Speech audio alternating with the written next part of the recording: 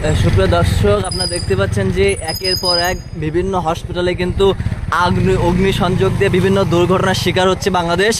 আপনারা কিন্তু দেখেছেন যে সকালে কিন্তু সাতক্ষীরা ব্লিস যে হসপিটাল রয়েছে, সিভি হসপিটাল নামে পরিচিত ছিল, সেই হসপিটালে কিন্তু আগুন লেগেছে। এখন কিন্তু সরকারি হাসপাতালে কিন্তু আগুন, আপনারা কিন্তু দেখতে পাচ্ছেন যে ফায়ার সার্ভিসের টিম কিন্তু এখানে কাজ করছে এবং পুরো হসপিটালে বিদ্যুৎ সংযোগ বন্ধ করে দিয়েছে। যে কোথায় কীভাবে আগুনটি লেগেছে সেটি কিন্তু উপলব্ধি করার চেষ্টা হচ্ছে। আগুন লেগেছে কোন জায়গায় আছে? দোতলায় কিন্তু আগুন লেগেছে। আমরা কিন্তু দুইতলায় আপনাদের নিয়ে যাওয়ার সর্বোচ্চ চেষ্টা করতেছি, আপনারা সাথেই থাকুন।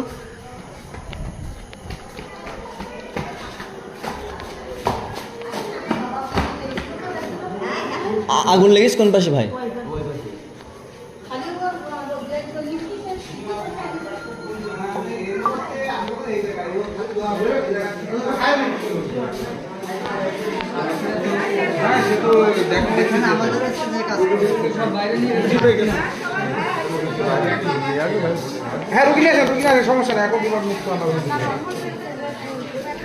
একটু দেখি।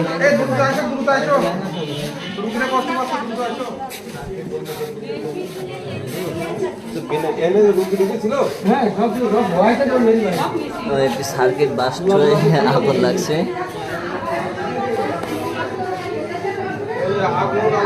মোটামুটি শিশু ওয়ার্ডে লাগছে, বুঝলেন? দোতলায়। হ্যাঁ, এখানে ভরা ছিল, সব বেড়ে রাখতে পারে। এখানে স্টোর না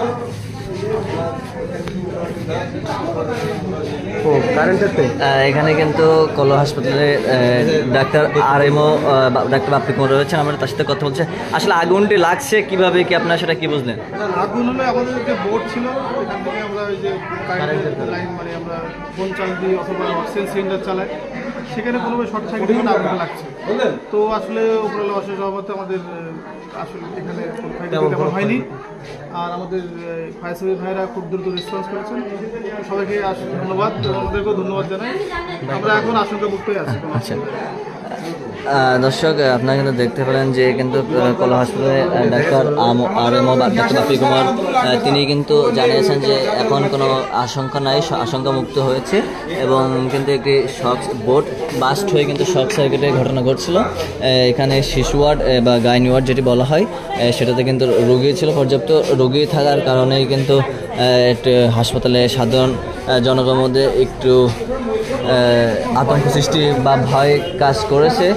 তবে আমরা একটু যদি আপনাদের দেখাই আসলে যারা এখানে ছিল, যা আতঙ্কের সৃষ্টি হয়েছে। তবে এখন ভাই আপনি কি দেখছেন কি একটু বলেন তো? আপনি তো হাসপাতালে আছেন। আমিও এসে দেখলাম যে আগুন জ্বলতেছে এইখানে। হ্যাঁ, পরে মেন সুইচ পাচ্ছি না, খুঁজে নিচে যে মেন সুইচ অফ করার পরে সব পরিস্থিতি নিয়ন্ত্রণে। আচ্ছা, কোনো কারোর ক্ষয়ক্ষতি হয়েছে কিনা? আলহামদুলিল্লাহ কোনো ক্ষয়ক্ষতি হয়নি। হ্যাঁ, রোগীরা তো এখন আতঙ্কে আছে। না, আলহামদুলিল্লাহ কোনো সমস্যা নাই, এখন পরিস্থিতি নিয়ন্ত্রণে। তারা জানিয়েছেন যে পরিস্থিতি নিয়ন্ত্রণে আছে সকলে। আমরা একটু যা ফায়ার সার্ভিসের যিনি আছেন একটু তার সাথে কথা বলতে চাই। হুমায়ুন কবির আছেন দায়িত্বে। আপনি এসে এখন পরিস্থিতি নিয়ন্ত্রণে আছে তো নাকি? হ্যাঁ, পুরো নিয়ন্ত্রণে আছে। এখানে ভয়াবহ আগুন লাগবে, মানে খুব মারাত্মক একটা দুর্ঘটনা ঘটে যেতে যাক, অল্পের ভিত্তিতে মোটামুটি লিপে গেছে। তারপরে ফায়ার সার্ভিস আপনার হাসপাতালের কর্মকর্তা কর্মচারী তারা মোটামুটি সুন্দরভাবে, ডাক্তার সাহেব আছে, দর্শক যেমনটা কিন্তু জানাচ্ছিল কলা ফায়ার সার্ভিস, তারা কিন্তু সবসময় মানুষের পাশে আগেই এগিয়ে যায়। তারা কিন্তু দ্রুততার সাথে রেসপন্স করছে এবং সাধারণ মানুষের মধ্যে একটু আতঙ্ক সৃষ্টি হয়। ছিলাম যে আজকে আমাদের সদর হাসপাতালের সামনে ব্লিচে আগুন লাগছে, সেটাই আমরা অফিসে যাওয়ার পরে রিপোর্টের পরে এটা একটা মেসেজ পেলাম। তার সঙ্গে সঙ্গে আমরা 30 সেকেন্ডের ভিতরে বেরিয়ে এসেছি এই অবস্থা। যাক, কোনোটা আল্লাহ রহমতে এখন কোনো ঠিক আছে। দর্শক যেমনটা আমরা দেখতে পাচ্ছেন যে আসলে সাধারণ মানুষ কিন্তু বেড ছেড়ে এখন কিন্তু বারান্দায় ঘুরঘুর করছে, তাদের মনে একটু আতঙ্ক সৃষ্টি হচ্ছে, কিন্তু আতঙ্ক তেমন কিছু নয়। দুর্ঘটনা ভয়াবহ অগ্নিসংযোগ থেকেই কিন্তু একটি আল্লাহ তাদের রহমত করছে। শুধুমাত্র একটি সুইচ বোর্ডের কারণেই কিন্তু অগ্নিসংযোগটা হয়েছিল। একটি শর্ট সার্কিট বিদ্যুতের ত্রুটি থাকার কারণে অক্সিজেন সিলিন্ডার ছিল না, এই জন্য আমরা জানতে পারছি ওই যে আমরা যে প্রতিটা বেডের পাশে কিন্তু অক্সিজেন সিলিন্ডার থেকে থাকে, এমন সিলিন্ডার কিন্তু এই বেডের পাশে কিন্তু কোনো অক্সিজেন সিলিন্ডার ছিল না। এই বেডে কি কোনো রোগী ছিল?